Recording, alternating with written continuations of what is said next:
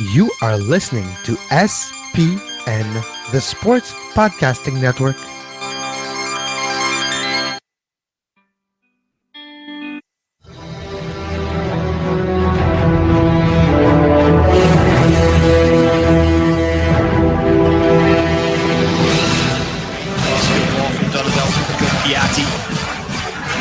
Yachty's ball.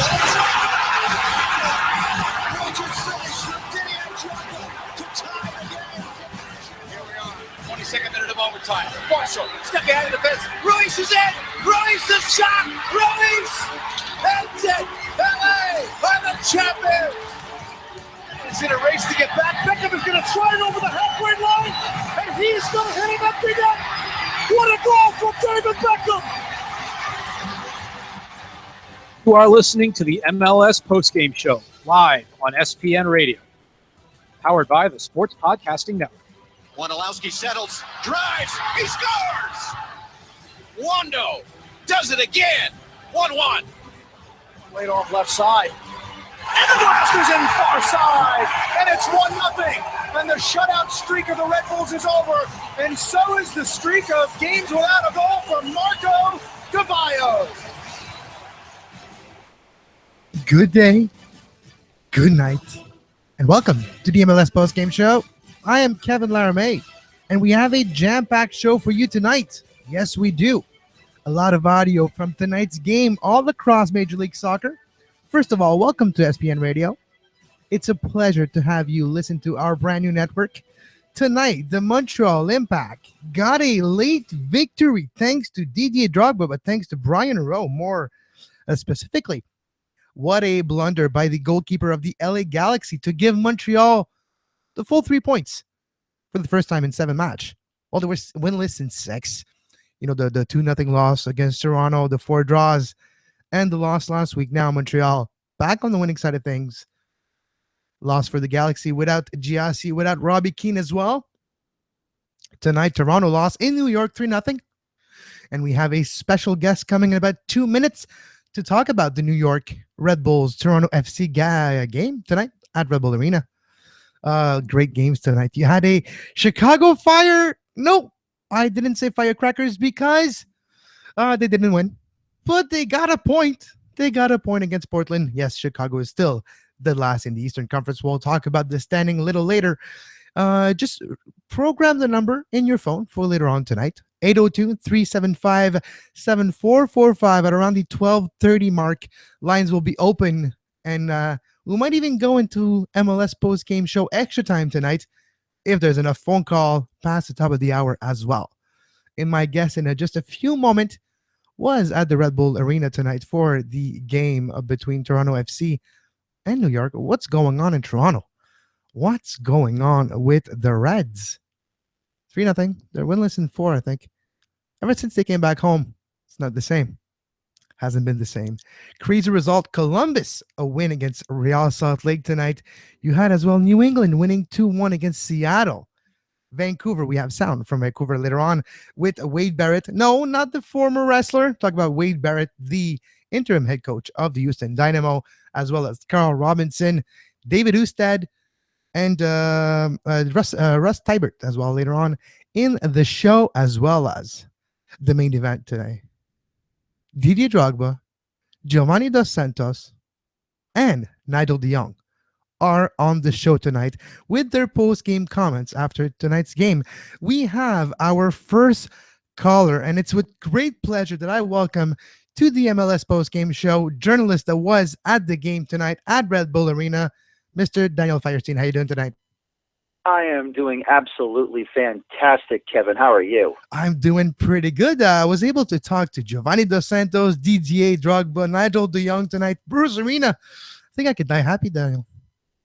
No, they're not happy. I can die happy. No, I can die happy tonight. I spoke with Gio, with Bruce. I'm going to be very happy if it's my last night here. Yes, you will, because, I just saw that replay of the flub by Rowe. That is unlike a LA Galaxy keeper.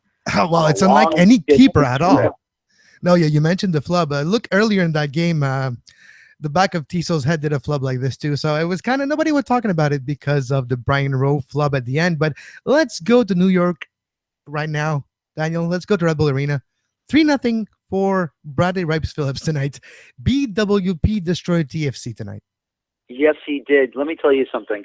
There was a worry about a drop-off after you score 7 goals against New York City FC at Yankee Stadium. And once again, the destruction that was upon everybody last week. Many thought maybe a letdown. Not so at all. And Bradley Wright Phillips, red hot. He puts himself into a great position to head in a beautiful set piece by Sasha Kleiston.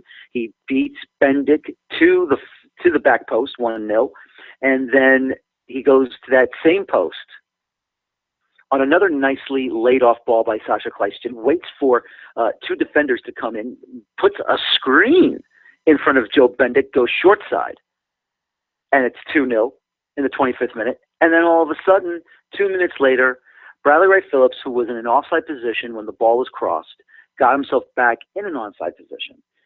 Nice ball by Grella, nice run by Bradley Wright Phillips, 3-0, and of course, the South Ward was singing, "We want 7." They didn't get 7, Daniel, but they got 3.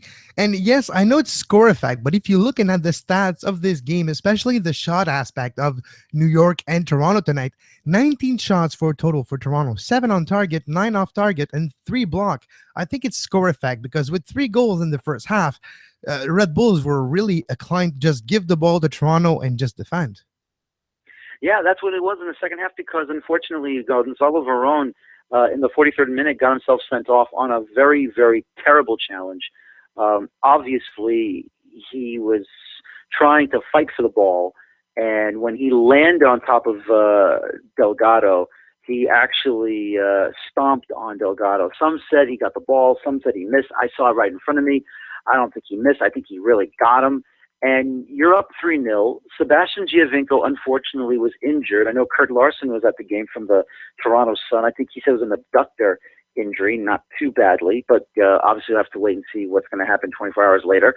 But, when you're up by 3 and Giovinco is no longer on the pitch, why do you make that rash of a challenge? Why do you even have to make that challenge? It makes no sense. And, he should know by now that the referees, who runs the referees for both MLS, NASL, USL, whoever else happens in Canada for Canadian soccer, they're going to pull out the red card because they're instructed to pull out the red card, and it was well-deserved.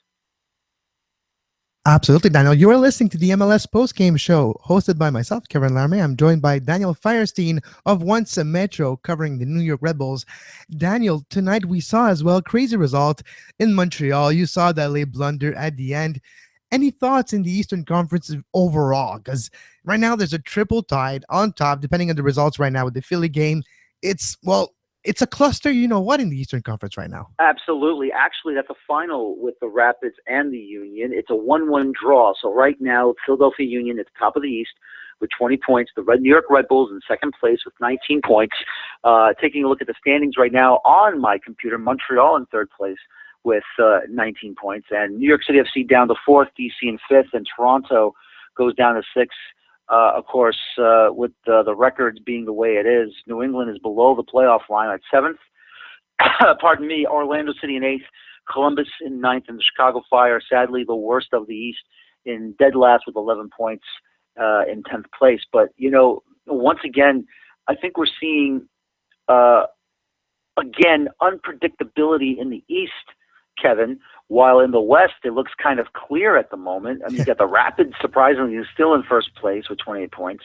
FC Dallas in second place, Vancouver in third, Real Salt Lake in fourth, and Galaxy now to fifth because they have 20 points, but Real Salt Lake has the better record, and San Jose in sixth. But I will say this, Kevin, the New York Red Bulls, let's be fair here. They dug themselves into a big hole. And while, they still felt that, certain statistics were going their way, the one statistic that everyone knows that's the most important is what is on the scoreboard. So something had to happen. Something had to change. And, of course, bringing over Aurelian Cullen from Orlando, of course, Orlando wasn't even using him, and everyone written him off. And look what happens now. He's paired up as a center back with Ronald Zubar. Of course, they both speak French. You also had Chris Duval at times as a center back with Colin out there. And since coming over from Orlando City, Aurelian Colin has been nothing short of spectacular outside of the DC United result at RFK, where the whole team didn't play up to their standard. But other than that, you start off 1-6 with the New York Red Bulls. Now they're unbeaten in 6 of their last 7 before this Copa America Centenario break starts this coming Friday night.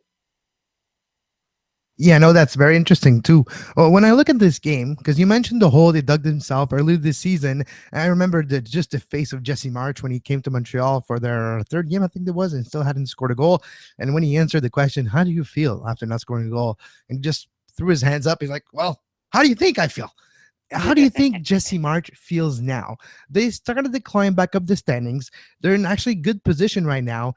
They have maybe bridged that gap. How do you think Jesse Marsch feels after this game?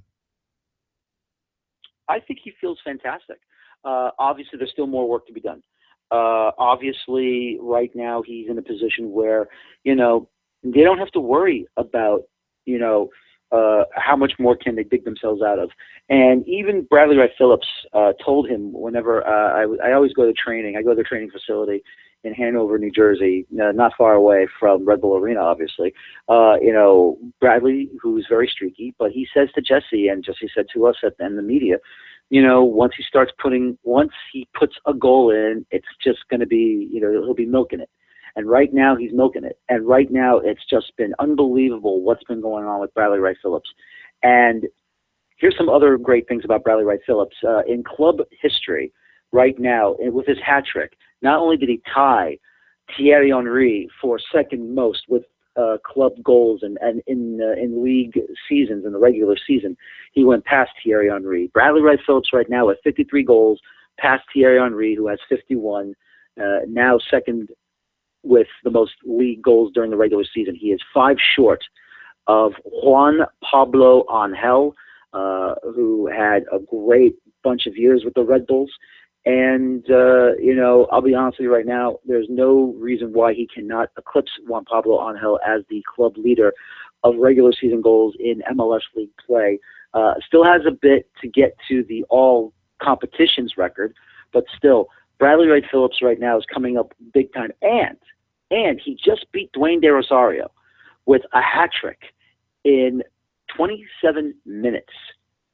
It took, at the start of this match, up to the 27th minute for Bradley Wright Phillips to score a hat trick. It is now the fastest hat trick to start a match in Major League Soccer. Hey, he put himself in the history books tonight, and if it was another sport, we would almost say that he did a natural tonight. Yes, he did. Natural hat trick. That's what I tweeted. Daniel, I want to thank you very much for being on the show tonight. We talked about Jesse Marsch. Well, we're going to listen first to Greg Vanney with his post-game comments, and then Jesse Marsch. So coach of the Toronto FC, Greg Vanney, then coach of the New York Red Bulls, Jesse Marsch. Daniel Firestein, thank you very much for joining us tonight. No problem, Kevin. Glad to be back on with you. Greg, obviously they scored early. Bradley puts a hat trick past your side, but it must have been just a tough night all around for your side after probably a decent season at the start. Yeah, it was a terrible start to the game. You come into this stadium and against a team that obviously has a lot of confidence coming off of their last game, and we had prepared ourselves and talked as a group and worked this week on the start to the game and the importance of the start to the game and what we wanted to do. And we're left with some choices in the beginning of the game, and I thought we made the wrong choice. We tried to slip a ball underneath, and the space was actually behind the back line early on. We turned that one over, and within 1 or 2 passes, it's a free kick just outside of our box. And then, all week it's again working through and talking about set piece defending. Obviously, they dropped 3, I think, in the previous game on set pieces. So it's something that their service is very good, and guys get to good spots. And we were flat-footed, I thought, when the service came in, and so we found ourselves down quickly. So with that, I think we compounded it with more sort of tentative, if you will, play in terms of getting ourselves out of our half of the field and actually playing when there was time to play. And we kept ourselves under pressure, and eventually it was more mistakes than 3-0, and now you're really in an uphill battle. After that, it's we go up a man or they go down a man, however you want to look at it, and getting into the half, we have the penalty kick, and to me that was a very decisive moment. If we score that penalty kick, then I think, and it's so early in the second half, if we don't make what appeared to be a silly error again, where a guy gets into the box too soon and now we have to retake it after we make it, it's just a silly error. And then we don't capitalize on it the second time. I just think it's you're going to have either a ton of belief and think you really have a chance to go fight this one out, or when that happens, maybe it's a little bit of a feel like, oh, this is going to be our night. And so there's that. But having said that, I thought the guys competed for the rest of the half. I thought we still got ourselves into some pretty dangerous situations and some chances, but unable to capitalize. And that's been a little bit of the season a little bit. If it's not Sebastian, then who is going to step up and put the ball in the back of the net? And the one thing to take away this game was we had a number of guys who had opportunities to get out there and play and to try to get their chance to put one in the back of the net. We weren't able to do it. What made Bradley Wright Phillips and the Red Wolves have so difficult in the first half hour? Just your thoughts on their performance. Yeah, our mistakes is a big part of it. And obviously they're a good team and they move the ball, and Bradley Wright Phillips is a crafty forward and finds the spaces, but and then set pieces, So that's a big part of it. Is if you turn over the ball in your half of the field frequently, then that's what they live on. With the pressure that they put on, and we did. We gave the ball away a couple times, or a handful of times early in the second half, and got pinned in our half. And so it's just giving them repetition after repetition to attack our box and our goal. And so. To their credit, they're a good team and he's a good forward, but you can't just keep giving them opportunities by turning the ball over in your half of the field. You've got to be able to play through the pressure or play beyond the pressure and move the game into their half of the field. And we didn't do that well enough, and we didn't defend well enough on set pieces. I would say it doesn't look like anything significant in terms of the amount of time. We'll see as we assess over the next 24 hours, but I think he felt it coming on, and whatever it exactly is, I'm not sure. But I think he felt it coming on and was able to probably catch himself at an appropriate time to hopefully salvage some time off. Anyone else? Greg, defensively, you talked about the errors you guys made. I think two of your last 4 games, you've given up 7 goals with the Vancouver loss you guys had as well. You guys started out very well defensively this season. What's kind of changed now in these last stretch of games? I think it's critical errors, really. Tonight again, set piece defending was an issue, and then I think also it's you can't make a couple mistakes. The one that Bradley Wright Phillips gets into the box. Drew does a pretty good job of standing up. We've got to get support to him faster. Drew was a little unfortunate because I think he went to block the shot and actually hit his heel and went between his legs. So, but you got to make plays. The other side of it is we've got to be able to relieve our defensive repetitions by keeping the ball a little bit, by not making errors in possession and turning over the ball in our half of the field. We've got to be better with the ball. Part of it is also that we've got to be able to score goals, because it puts a lot of pressure on the defenders if we're not putting the ball in the back of the net. But by and large, I didn't think, and obviously they played a fair amount of the game a man down, and so it's not totally fair to say, but I think they scored on the chances that they had by and large. It wasn't like even when we were defending in the first part of the first half, it wasn't like chance after chance. It wasn't one of those situations. We were in our half, but we were protecting our goal pretty well, and that's that. I see Toronto playing a few games here with Jadinko. Now this time without Jadinko for the rest of the game. Are you concerned now that without Jadinko, your team will have problems scoring goals, winning games? Because as in few conferences from few other coaches, I heard that it's very dangerous. It's a very good play. Are you concerned now that this kid may be injured? Yeah, well, of course I'm concerned. He's, as voted by most last year, the best player in the league, and obviously a guy who not only scores goals, but he creates goals and he creates opportunities and he draws attention. But it's not just Seba. Josie's also out. Seba's out. We've got, that's a fair portion of the attack when you live in a world that we live in MLS, and two of your best players are your forwards, and unfortunately we don't have access to them right now. So that's going to affect our attack. After that we have some younger players who are showing potential, but showing potential and scoring in Major League Soccer doesn't necessarily happen overnight. So yeah, I mean, in terms of concern, yeah, sure, we of course we have concern on, like I said, two of our designated players and then two of our big guys in the attack are unavailable right now. All right, that was Greg Vanney, head coach of Toronto FC. Thanks to Daniel Firestein for the sound. Now, coach of the New York Red Bulls, Jesse Marsch. Just raise your hand, we'll get your microphone to you. Start here. Jesse, so 11 goals scored and 0 conceded in the last 3 matches. What are your thoughts on the state of the team right now? Yeah, obviously very different than the beginning of the year. Truly feel like we've put that behind us now, and we've made a great push in the last 7 games, getting a lot of good performances, starting to really feel and look like us. So I think we used the hard times to make us better. So obviously very happy with the last couple months. We'll go second row to Mark. Jesse, just on Thursday after training, you were talking about Bradley, and it seemed almost prescient as you talk about trying to get him involved early and being around the goal. Can you just talk about the run that he's on right now and how dangerous he is when he gets into these streaks that he's on?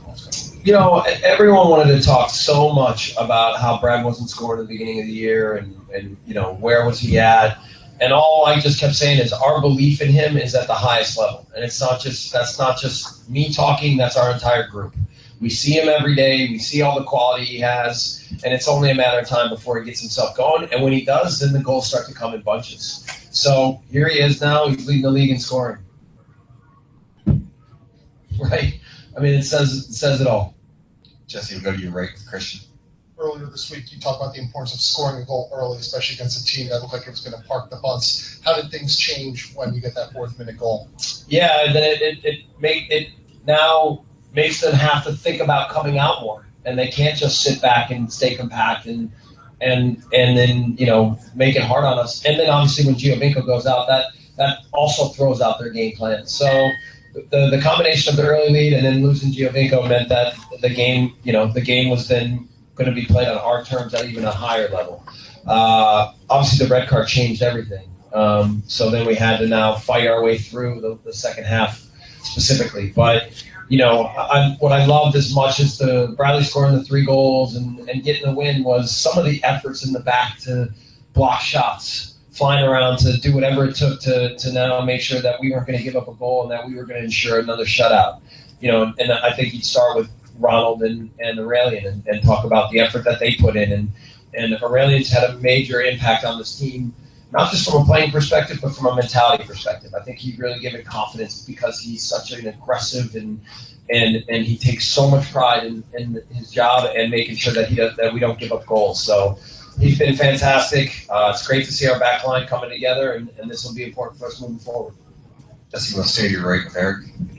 So you look at the way that the season started, obviously it wasn't the best of starts, but now you find yourselves at the top of the East heading into the break. Is that something you even discussed with your players as you... Yeah, I told them that for right now, at least we're in first place in the East, which it's remarkable. Remarkable, given how rough our start was. It felt like a long period of time, like where we were just, in a dark moment, but we continue to try and reinforce important things and continue to try and push and know that we were going to use that to make us better. And to see now where we're at, it's very validating, but we have to use the time to get some rest, but continue to push in all ways. Jesse, we'll stay right for us. In the second half, Toronto seemed to get under your skin a little bit. Tempers started to flare. Talk about team management of that. Yeah, I mean, it's a hot day. Both teams are going after it. Toronto's frustrated, so they're trying to throw some things at it. We're not going to back down. I think that's kind of where that came from. But overall, I thought our concentration and focus on the game to do what was necessary was at a really high level. Jesse, we'll go to your left with Franco. Jesse, what do you think about the foul, the red card for Gonzalo, and how tough is that for him, given that he's been starts top? Yeah, it's frustrating. Those fouls, it's pretty consistent with what's been called, so I don't think I can really point at too much. Sometimes when guys from other leagues come to our league, they have to understand. We've gone through that with Ronald a little bit. Now Gonzalo's going to have to know that those kind of tackles are going to get red cards almost every time. I know he got all ball, but the refs have just been instructed to throw guys out of the game for that. So it's consistent with what we've seen. And then for Gonzalo, yeah, it's frustrating. It's frustrating for him. It's frustrating for us. I felt like he was struggling a little bit with fitness, and that probably led to him breaking down in some decision making, and it led to him, doing that. So that's very uncharacteristic. Like, we don't see that in training at all. So. Thanks to Jesse Marsch, head coach of the New York Red Bulls, after their big victory at home at Red Bull Arena, 3-0 over Toronto FC. Now, lines are open. 375-7445. That's 802-375-7445. Call us to talk about anything Major League Soccer related that happened today, or soccer related. Give us a call now. Lines are open. You can give us a tweet as well at SportsPodNet. That's at Sports PODNET, SportsPodNet. Or again, lines are open, 802-375-7445. All the games of tonight are done. Dallas and San Jose just finished 0-0. Exciting game at Avaya Stadium. Let's go through the results. Let's start with the first game of the day. It was the Vancouver Whitecaps versus the Houston of Dynamo. Speaking of the Dynamo of Houston, they have a brand new head coach. Yes, it's a interim head coach. His name is Wade Barrett. So what's interesting about this situation is Owen Cole and apparently the Houston Dynamo decided mutually to part ways. Owen Cole probably has some opportunities in Europe that he would like to test the waters and try. All good to him. But right now, the Houston Dynamo are with Wade Barrett as the interim. Matt Jordan, the technical director of the Houston Dynamo, has opened up the search for a new head coach. Speaking of Wade Barrett, let's listen to his post-game comments tonight after the game. It's been an interesting week around our camp. So, we had a couple days to prepare the team. And I will say that we worked really, really hard over the last couple days of having a specific plan. Coming to Vancouver, it's always difficult. They have a lot of good attacking players. They have a lot of different things they can throw at you. And we wanted to make sure that we were compact and tough to play against. And, I thought when it was 11 versus 11, I thought the players did exactly what we asked of them. And, 11 versus 11, then when the red cards happened, it kind of changed the game a little bit. And things got a little bit more open in the second half, as they will when both teams lose a man. But the players did an excellent job of following the plan that we had come up with. And I'm really proud of the effort they put in. Welcome. Questions on the right over here. Wade, your thoughts on that goal that you scored? Were you looking to try and exploit Vancouver's right-hand side with the way that you produced that goal with Beasley getting down that flank? Not particularly on one side or the other, but yeah, we wanted to try to have at least one or two passes inside and then come back to try to suck them in and then try to get behind. And, it was something that we talked about. And, the guys worked it really well on that particular play. DeMarcus makes the play happen. He does, makes a really nice run forward and played the nice ball through. So it worked out. Wade, you see a lot that teams sack their managers or get rid of the managers and then they get an automatic boost in the next game. And it looked like that to start with. The way the team played, especially in the first half, and the saves that Tyler Derrick came up with, do you feel you should have maybe got more than a point? Are you disappointed just to get a point? The game works out the way the game works out. So I was proud of the fact that the guys really stuck to the game plan. And, that was the one thing we asked for them. We asked from them discipline and organization. And, we stressed that. We stressed how we wanted to play, what we wanted to do. And, like you said, 11 versus 11, I thought our guys did a very, very good job of making it difficult for Vancouver to find those pockets of space and to get it behind us. They're a very dangerous team where if you get too high, there's space behind, and they've got players that can exploit that. A guy like Morales, they can play the through balls, and you've got Decherry, you've got Mane. Rivero makes really good runs into the channel. So, that was one thing that we wanted to limit. We'll never completely limit the those kinds of things when they have players that are so good at it. But I thought our guys did a really good job. The second row in the back here.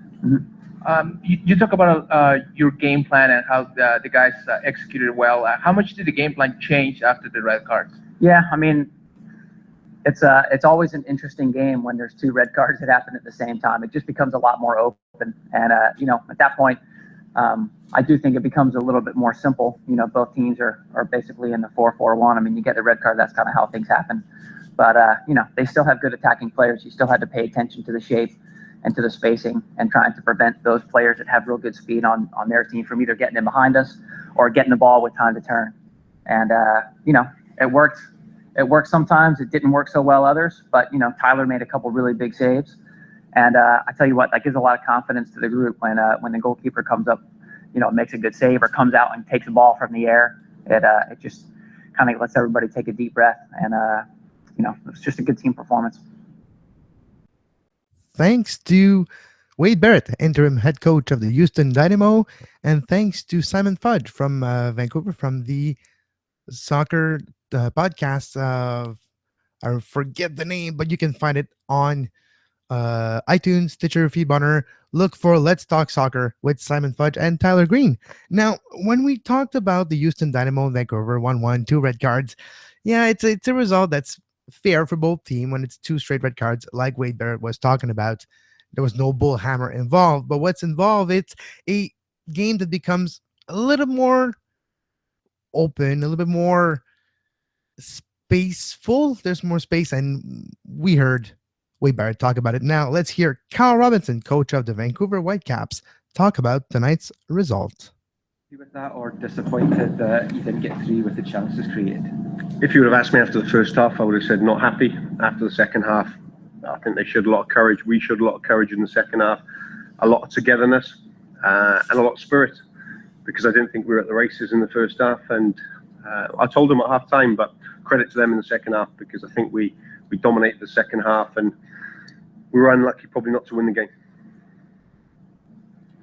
Carl, you said that it's been where one half you haven't had a good start, and then second half's been better, and that's 2 games in a row now. Mm-hmm. Can you explain why it's been not sort of a consistent 90-minute performance of late? No, I can't. It's probably not the best time to ask me until I look at it, but I think it's a microism of our season at the moment, that we are where we are because we've made individual errors at the back, and they've cost us. But we've dug ourselves out of a hole a couple of times, and again we did today. But we need to be better than that, and we will be. But it's hard work that gets you better. Carl, Jordan Smith has been heavily criticized this season. He returns to the lineup. What are your thoughts on his performance today? I thought he was very strong in his performance. Again, Jordan hasn't played as many times as he probably would have liked, due to Fraser Reid coming in the team and doing very well. And when you get the opportunity, you've got to take it. And I thought he certainly took it today. He was positive, especially in the second half. He was quite brave in his decisions, and he put a number of good balls into the box. So, it was a strong performance by Jordan. Carl, over here, another red card. Your view on that call, and is there anything you can do as a coach to address the situation? Yes, I can't tell you probably. I might as well just press play. I'm not sure. I just spoke to my player there, and again, I'm disappointed. I don't like red cards. I think they spoil games, and we've seen it a number of times, and I think it changed the dynamic of the game again today. And I'm not sure, because obviously I'm not allowed to speak to the referee. I get told not to speak to the referee, and they don't speak after. So I'm not sure why, but I got told he got sent off for pushing him in the face.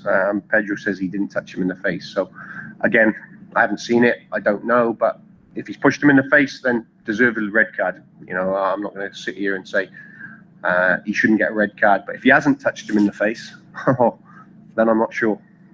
If I may follow, I think you lead MLS with 6 red cards. I don't think another team has had 3.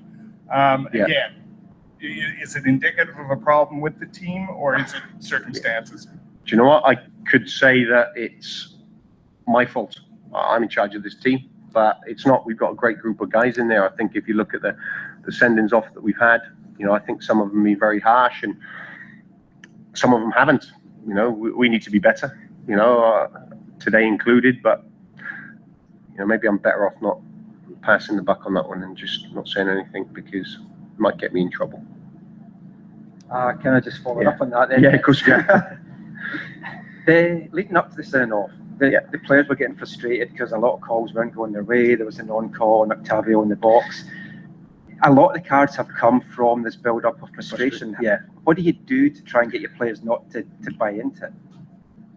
Do you know what, Michael? I could sit here and say to you that I can tell them, and I do tell them because I know what the league is like. But I also understand from their point of view because I've been where they've sat. And if it's a foul, it's a foul. So, you know, I've been taught and I've learned to communicate with referees in the right way and have a rapport with them. So I understand it from both sides. But I think the tone was set today. I think the kickoff happened, it went straight forward, and there was a challenge between Tim Parker and Will Bruin where the ball was won, free kick. Tone was set. And you won't disagree with me as well. So, because you're right, it is what it is. So, positive one for you. Octavio Rivero, great goal, great finish actually, even though it's sort of a bit of an outside slice, but great for his confidence, isn't it, that goal? Well, if it would have come the inside of his foot, it would have been an inside slice. So it was a good finish by him. But more importantly than the goal, he'll be delighted with the goal. I'm delighted for him for the goal. Was his all-round performance. I thought he was excellent. I thought he held the ball up. He was a problem for their two centre-backs who were good players. And he was a platform for our team to build. And, you know, I put him in the team today. I left Eric Hurtado out, who'd done very well. And I put him in the team because he trained well. You know, he's been finishing off a number of chances in training lately and doing extra work because he wants to get better. And that showed in his performance today. I thought he was excellent all round. Your thoughts on Andrew Jacobson? He just did another excellent performance, especially from a leadership point of view. Saw in the second half sort of directing things at the back there as you were trying to get forward. Yeah, I say all along about AJ, he's a top pro. He's a good person. He's a good player. And he leads by example. And when he's not in the team, he doesn't complain. He gets on with it. But when he's called upon, he doesn't let you down. And I thought he was very strong today. And it was important he was in the team next to Tim Parker, who's a young boy in his second season. So that's why I went with AJ, to have that little bit of experience next to him. So AJ was really, really good today. Thanks to Carl Robinson, head coach of the Vancouver Whitecaps, and thanks to Simon Fudge of the Soccer Talk Vancouver podcast with Simon Fudge and Tyler Green. Now it's time to talk about the game that I was at tonight, the Montreal Impact versus the LA Galaxy at Stade Saputo. A cracker of a game with a late winner from, well, who else than Didier Drogba himself.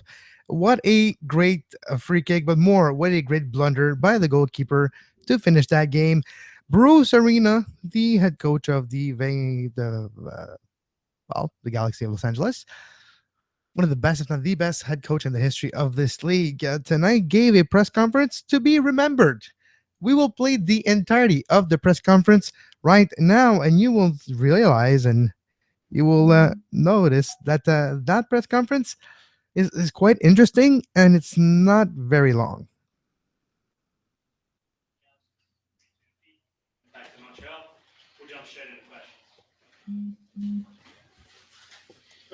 Well, Coach, how disappointing. Wait, just because of a mistake at the end of the game, right? Like that. Very disappointing.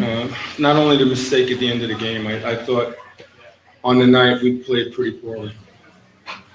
It's a game where we could have left here with some points, 3 points, and we played poorly, and we deserve what happened in the end. You know, we weren't good enough on the night. Anybody else? And that was Bruce Arena, head coach of the LA Galaxy, after tonight's performance. He was not happy. He was very angry, and just if his demeanor could talk, he would have yelled at everybody in the room. But he answered a question. That was it. He didn't feel like the type of man who wanted to have a second question. Anyways, he dropped the mic, left the room, and it's all good. Now, let's go with Mauro Biello, head coach of the Montreal Impact, after tonight's win late in the second half.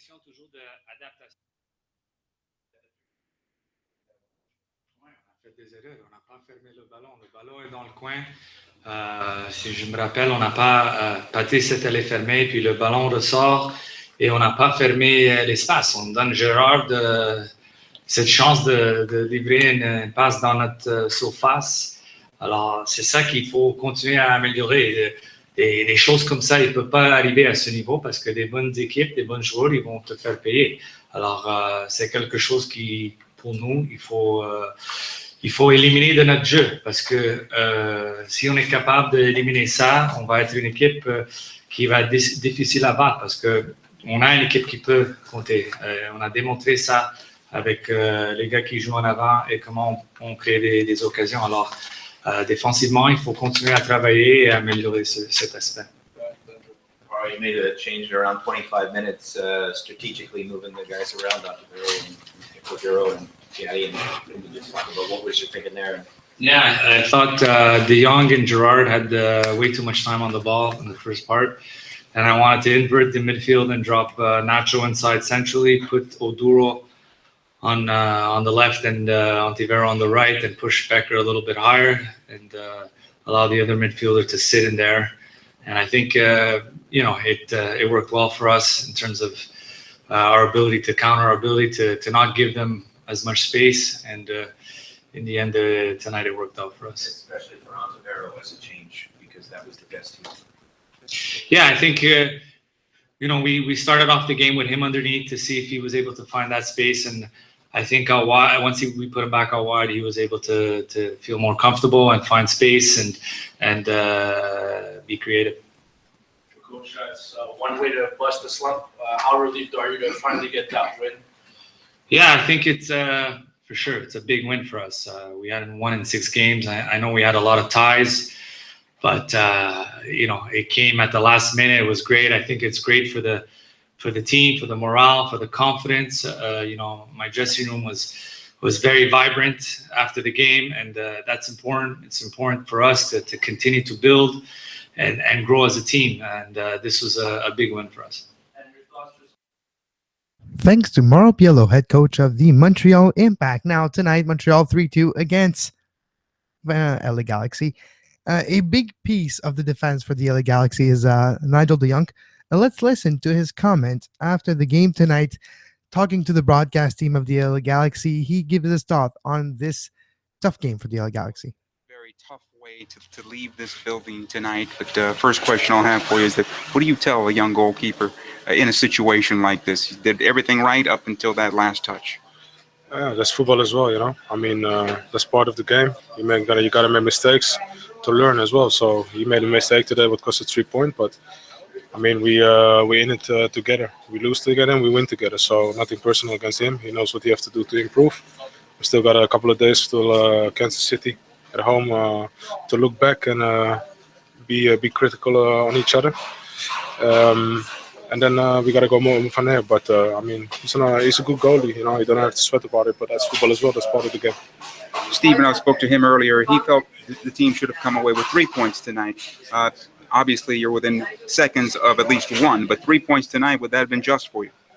Yeah, if you see the chances that we created and also the team that we play against, with all due respect from Montreal, but I think we had to go away with 3 points. Unfortunately, it didn't happen, and especially when it comes down to the end of the game and it's 1-1, you got to get the point, And what I said before, you just have to be critical against each other and see what we can improve. And I mean, we can't lose on the road. It's that easy. I mean, every point is important in the road to the championship. So today was as well. So yeah. In the broadcast, I thought defensively, you guys controlled the middle of the park very well this evening. Yeah, I mean, defensively was okay. I mean, we're always making changes throughout the season. I think we played 12 games with different 11 players because of injuries, suspensions, and so on. So it's still a process that we are in. But at the end of the day, there are no excuses. You got to win games, if it is with your guys that are normally starting from the bench, or with the guys who's been always in the starting 11. Thanks to Nigel De Jong, fullback for the LA Galaxy. Now, 2 interviews left for you tonight. Gio Dos Santos of the LA Galaxy, who scored tonight, and followed by the main event. You'll have to see. You'll have to wait to see, well, to hear. Here is Gio Dos Santos of the LA Galaxy. 3, 2, and 1. Gio, let's start out with the first goal because you guys took advantage of a mistake. You got your 6th on the season, so congratulations in that regard. Thank you. Well, yeah, I think we started the game very well. We pressed them very well in the beginning, and we are really disappointed tonight for the lose. And it's a sad day for us. Offensively, yeah, you created chances. You had multiple chances, especially I thought in the first 25 minutes of the match. That belonged to the Galaxy. Yeah, as I say, the first minutes of the game, I think we completely controlled the game. We create chances, and obviously it's a 90 minutes game. I think they press us well, very good, and they make the chances. And we are really disappointed tonight. Talk a little about the teamwork between you and Mike McGee playing in the forward position. Obviously, Mike is not the typical target forward, but it seemed like you guys had a pretty good understanding. Yeah, I know Mikey very well. He has a lot of quality. He's a great player, and play with him is always good. His movements always are good. He always tries to find me. So I think our chemistry was good tonight. How do you bounce back from a result like this, feeling that at least you should get a point away from home, and at the final kick, you get 0? Well, it's difficult, but it's the past. We have to look forward for the next game. The games continue, and I think we have a great team, with great players, great character, and I think we have to win the next game. Hey, thank you for. Thanks to Gio Dos Santos of the LA Galaxy. Now, tonight's winner was scored by Didier Drogba himself on a free kick that, yes, Brian Rowe did fumble it, and it landed into the goal for the 3-2 victory for Montreal. So, it's fitting that the last interview we're going to listen to tonight, it's none other than Didier Drogba himself talking about everything from the game, the Cal Fisher, his first start in Major League Soccer, and Cal Fisher had a great performances, and you can listen to Cal Fisher on the next edition of Off the Woodworks that will come out tomorrow with Cal Fisher, Cameron Porter, Didier Drogba, and the full Didier De Jong and Gio interview, including the full Mauro Biello and Bruce Arena interview. So without further ado, let's listen to the man of the match for the Montreal Impact tonight, Didier Drogba.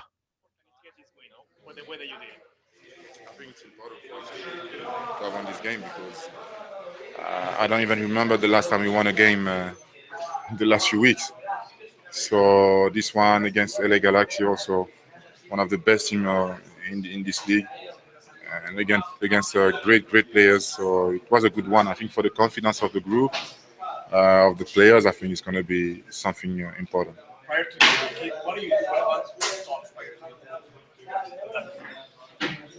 No, I just wanted to hit the target and hit the ball well, and that's what I did. And I was lucky enough that the goalkeeper didn't keep it, and well, everybody was happy, I think, today. At the end of the game, you went to the Galaxy goalkeeper. What did you say to the goalkeeper? These things happen, It's football.